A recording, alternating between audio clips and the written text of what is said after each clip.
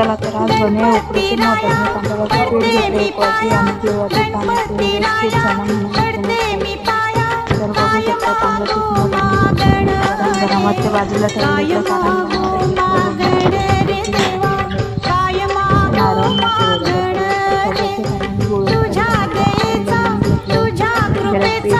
पीठ टाकले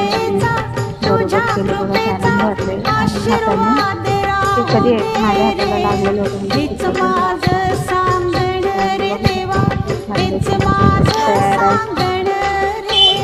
कांद्याची मोदक तयार आहे.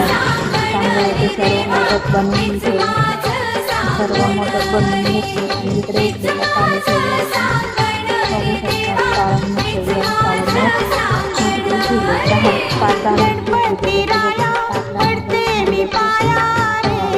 केसर पण लावू शकतो